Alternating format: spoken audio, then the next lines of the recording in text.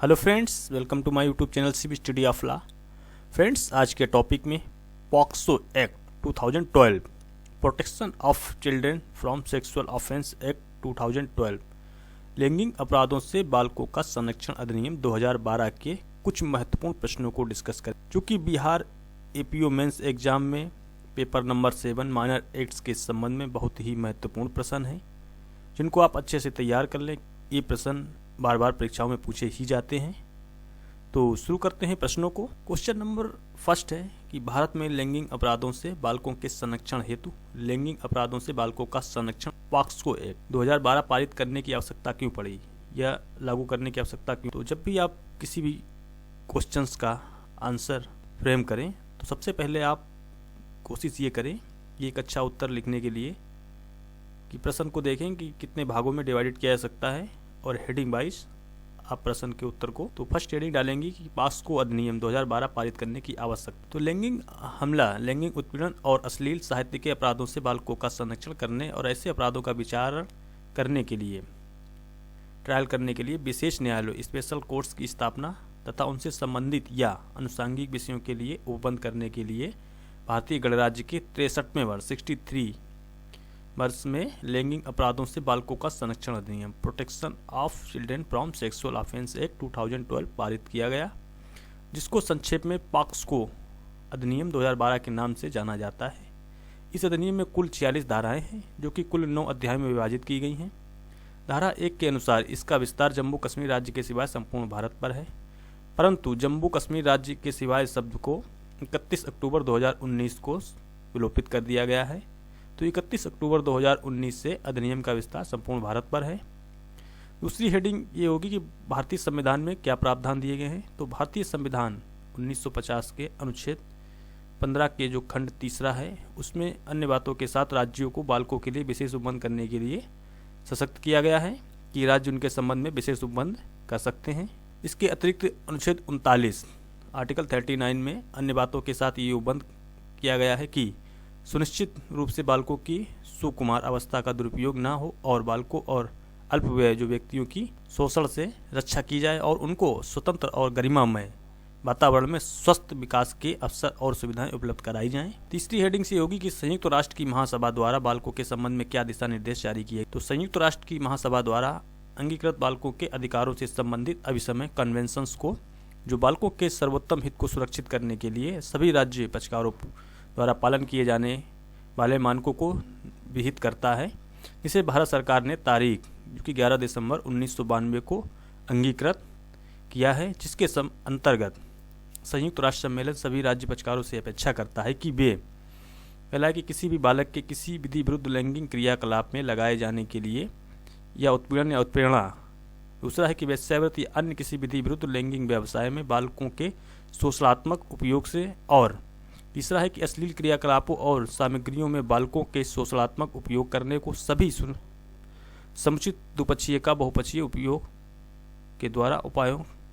के द्वारा रोका जाएगा। चौथी हेडिंग से डालेंगे कि निष्कर्ष स्वरूप कि पॉक्सो अधिनियम की जो भारत में लागू करने की आवश्यकता क्यों पड़ी है, उसका जो निष्कर्ष ये है, ये प्रस्ताव है कि अन्य बातों के साथ साथ बालकों पर लैंगिक हमले, लैंगिक उत्पीड़न और अश्लील साहित्य के अपराधों से न्यायिक प्रक्रिया के प्रत्येक प्रक्रम पर बालक के हित और उसके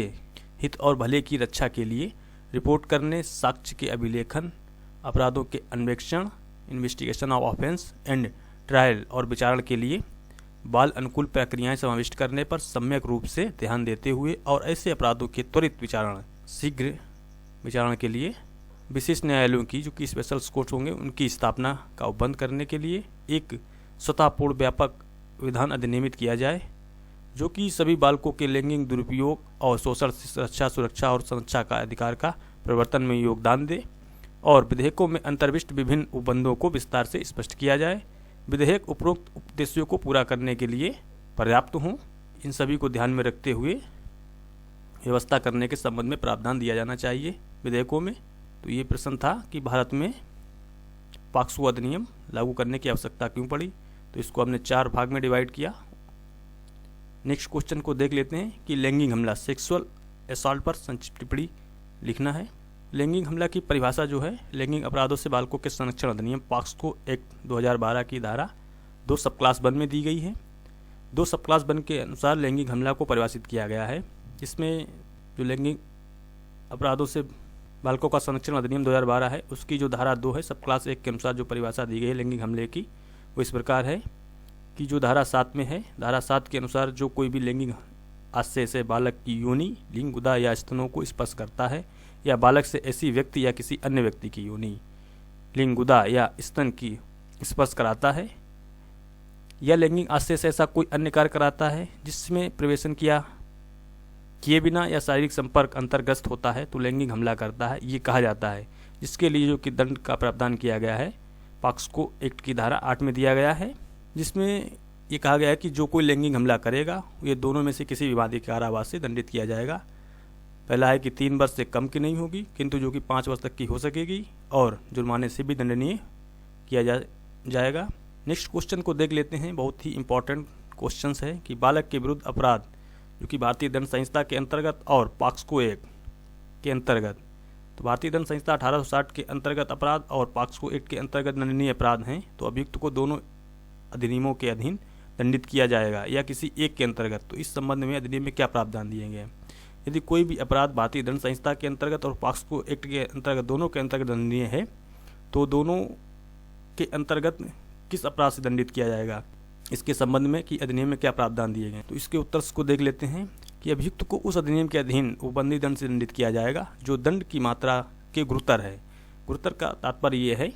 कि जो दोनों अधिनियमों में जो दंड का प्रावधान दिया गया है, जिसमें जो अधिक दंड होगा वो दंड दिया जाएगा ऐसे मामलों में जो बालकों के संबंध में हो। तो जहाँ पे आईपीसी और पॉक्सो एक्ट दोनों एक्ट लागू होते हैं और उसके अंतर्गत कोई अपराध किया जाता है, तो उन दोनों में जो अधिकतर दंड होगा वो दंड दिया जाएगा अभियुक्त को। तो अधिनियम की धारा 42 अनुकल्पित दंड के संबंध में प्रावधान करती है। अनुकल्पित दंड अल्टरनेट पनिशमेंट जो है, जहाँ की किसी कार्य या लोभ से इस अधिनियम के अधीन और भारतीय दंड संहिता की धारा 166 ए, धारा 354 ए, 354 बी, 354 सी, 354 डी और धारा 370, 370 ए, धारा 375, धारा 376, 376 A, 376 A B, 376 B, 376 C, 376 D,